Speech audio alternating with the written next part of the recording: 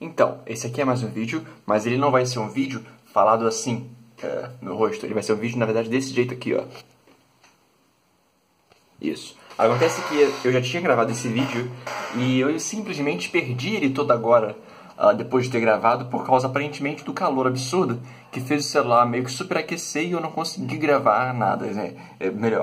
Salvar o vídeo, né? Mas vamos lá. Eu quero falar aqui de cinemática. Cinemática na física básica mesmo. Mas eu quero abordar alguns temas e algumas coisas na cinemática que não são comentados principalmente em aula e que também têm implicações grandiosas em relação à física que a gente pode comentar por aí. Ok? Então vamos lá para as contas aqui, que elas já foram feitas, porque eu tinha feito elas escrevendo, mas já que já estão feitas aqui, eu não vou desperdiçar e pensar em escrever tudo de novo. Eu vou simplesmente reutilizar o que eu já escrevi, ok? Agora vamos lá.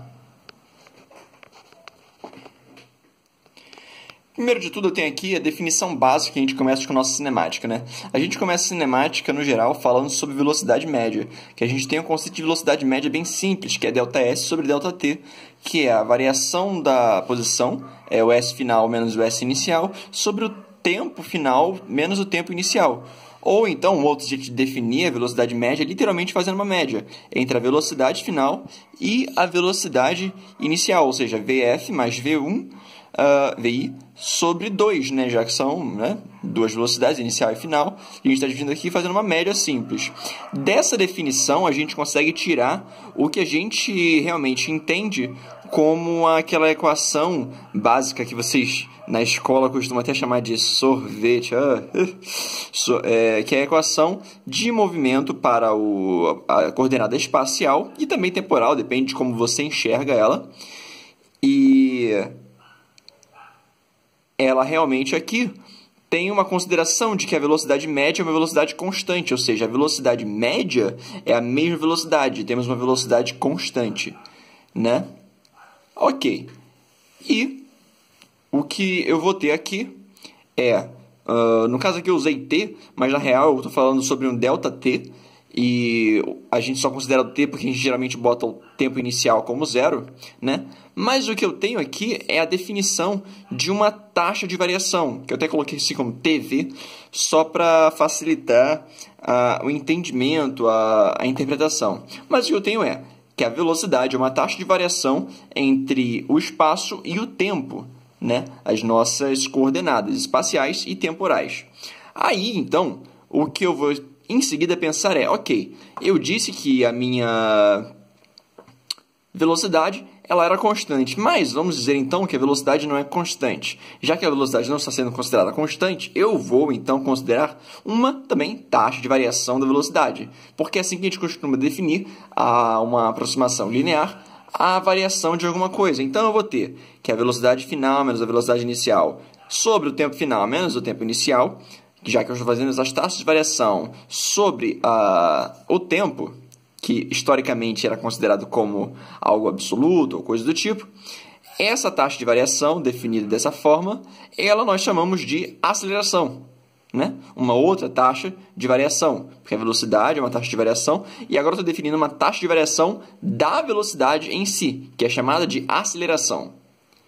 Dessa equação aqui também, onde nós temos então essa aceleração, essa coisa aqui também podendo ser entendida como uma aceleração média, da mesma forma que temos a velocidade aqui definida como uma velocidade média, aqui temos uma aceleração média do nosso sistema, ela consegue, da mesma forma aqui, dar uma nova equação de movimento. Só que essa nova equação de movimento é dada, na verdade, pela velocidade inicial, mais aceleração ΔT.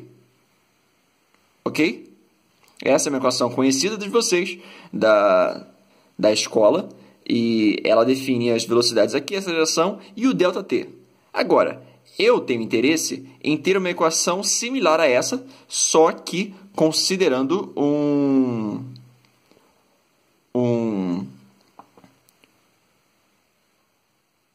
uma abordagem de coordenadas, coordenadas de espaço.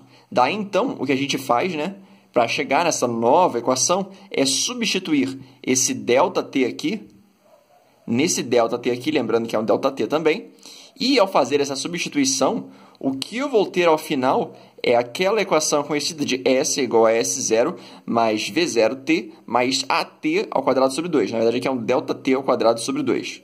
Né? Porque eu disse que eu estou considerando ΔT e não só um t aqui. Mas tudo bem. Pequenos detalhes aqui de formalidade. ΔT, né? Agora, vocês perceberam que eu posso ficar fazendo isso infinitamente? Vamos dizer, então, que a aceleração ela não é constante também, que não tem uma aceleração média. Vamos dizer que a aceleração também muda.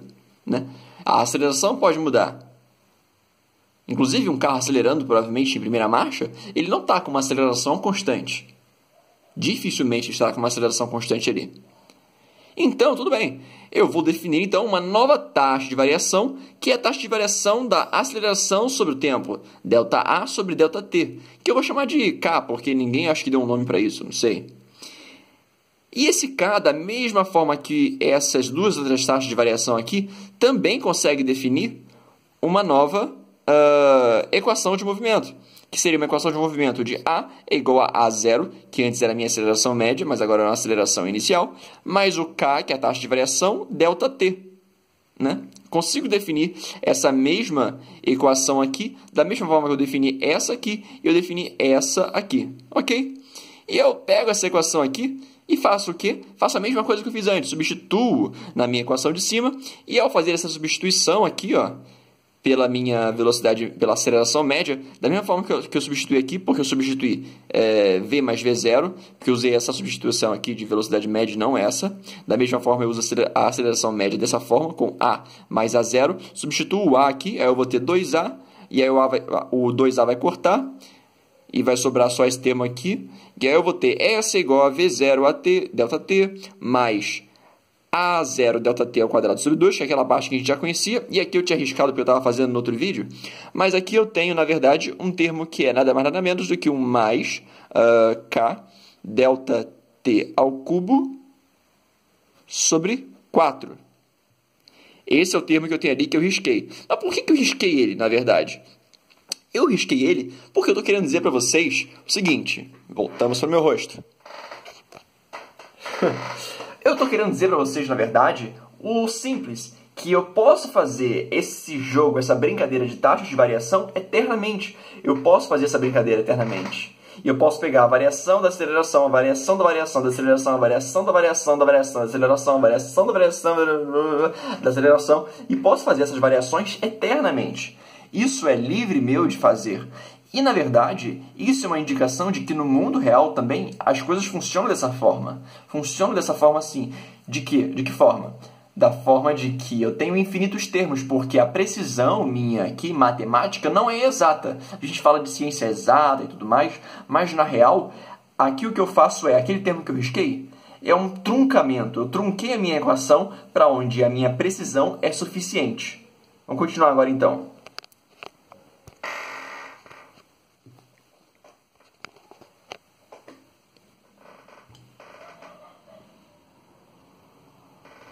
Ok? E aqui eu tenho o seguinte, por que eu trunco? Porque eu tenho, por exemplo, se a minha aceleração ela tem um valor 4, eu vou ter que, então, que o K ele vai ter um valor bem pequeno, eu posso dizer, o K é muito pequeno, então esse termo aqui é ignorável.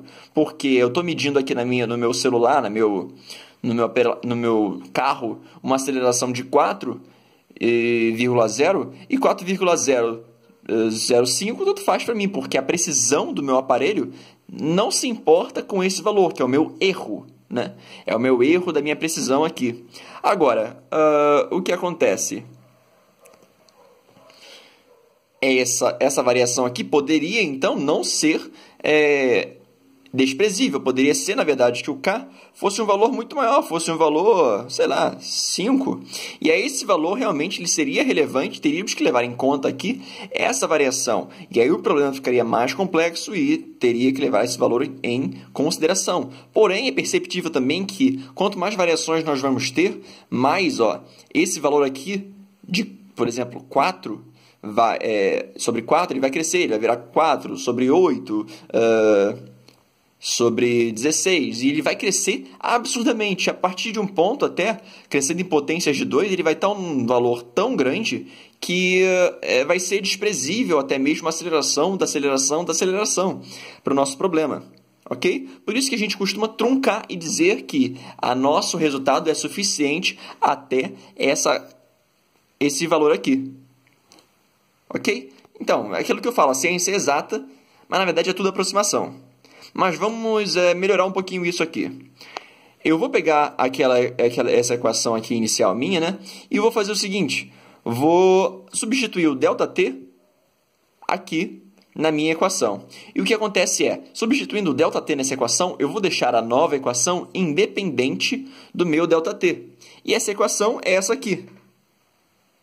Que equação é essa? Essa equação aqui, ela é conhecida, né, na escola como equação de Torricelli. V ao quadrado menos V0 ao quadrado igual a 2 vezes a aceleração ΔS. Né? É uma equação independente do tempo.